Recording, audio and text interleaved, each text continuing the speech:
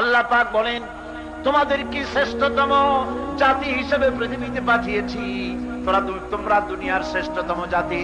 তোমাদের কাজ হলো মানুষকে ভালো কাজের আদেশ দেবে, অন্যায় কাজ থেকে ফিরায় রাখবে। এটা হলো তোমাদের দায়িত্ব। দায়িত্ব কি? অন্যায় কাজের আদেশ করা। কিসের আদেশ করা? ভালো কাজের আদেশ করতে হবে, অন্যায় থেকে ফিরায় রাখতে হবে। আদেশ করতে হলে ক্ষমতায় যেতে হয়। আদেশ করতে হলে কোথায় যেতে হয়? ক্ষমতায় যেতে হয়।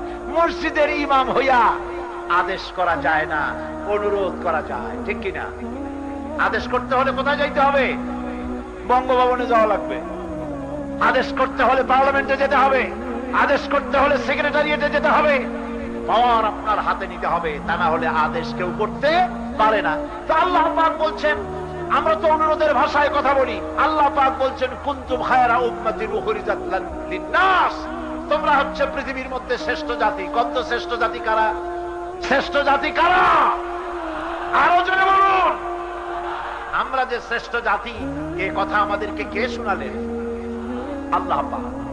শ্রেষ্ঠ জাতি তুমি, অন্যায় ভালো কাজের আদেশ করবে, অন্যায় কাজ দুহাতে তুমি ফিরাবে। ঈমান যে তোমার কতটুকু আছে, সেই ঈমান মাপার একটা জিনিস আছে। ঈমান মাপার সেই জিনিসটির কথা আমি বলবো কি আপনাদেরকে বলবো? আপনার আমার ঈমান কতটুকু, সেই ঈমান মাপারও একটা মিটার আছে। সেই মিটারটা বলেছেন রাসূল করিম সাল্লাল্লাহু আলাইহি ওয়াসাল্লাম। কি বলেছেন?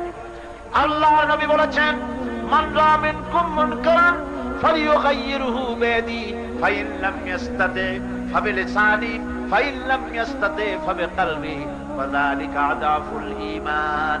আল্লাহ নবী বলেন, অন্যায় কাজ যদি দেখো, শরীয়ত বিরোধী কাজ যদি করতে দেখো, দুই হাতে বাধা দাও। ফালিয়ুগাইয়িরহু, এটাকে পরিবর্তন করার জন্য দুই হাতে বাধা দাও।